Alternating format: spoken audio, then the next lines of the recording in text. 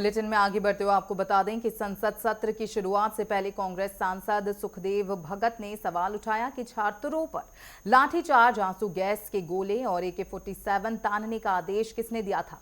उन्होंने मांग की है कि सरकार को सबसे पहले इस पूरे मामले पर अपनी जवाबदेही तय करनी होगी। उनसे खास बातचीत की है नेटवर्क 10 की संवाददाता ने, देखिए। इस वक्त हमारे साथ बातचीत करने के लिए मौजूद है कांग्रेस पार्टी के वरिष्ठ नेता और सांसद सुखदेव भगत जी।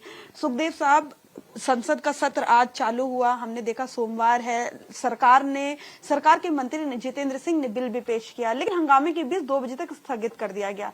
कार्यवाही आगे होगी 2 बजे के बाद या नहीं होगी, क्या चाहता है विपक्ष? मैं समझता हूं कि कोई भी व्हीकल हो बिना ड्राइवर का कोई उपयोगिता नहीं है। आपने बिल इंट्रोड्यूस किया, लेकिन कार्रवाई किसी पे नहीं, जिम्मेवारी किसी पे नहीं।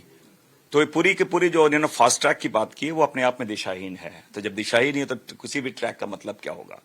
हम लोगों ने लगातार, राहुल गांधी जी ने लगातार कहा, उन्होंने अमित शाह को कि कौन रिस्पॉन्सिबल है, कि अगर लाठीचार्ज के लिए कौन रिस्पॉन्सिबल है, पिलेट गन्स के लिए कौन रिस्पॉन्सिबल है। और आपने इनका धर्मेंद्र प्रधान जी का वक्तव्य देखा होगा, जो उन्होंने रेजिग्नेशन लेटर लिखा है, कहीं भी पेपर लीक का जिक्र है क्या? मोदी जी अपने भाषण में कहीं पेपर लीक के उन्होंने बातें की क्या? तो आप तो पूरी की पूरी, मैं समझता हूं, असंवेदनशीलता भी आपने दिखलाई, उदासीनता भी आपने दिखलाई है। हमारा यह कहना है कि पूरे एक तो संवेदनशीलता आनी चाहिए, पारदर्शिता आनी चाहिए, और सबसे महत्वपूर्ण चीज है कि आप अगर धर्मेंद्र प्रधान जी वो cabinet minister without any portfolio थे क्या?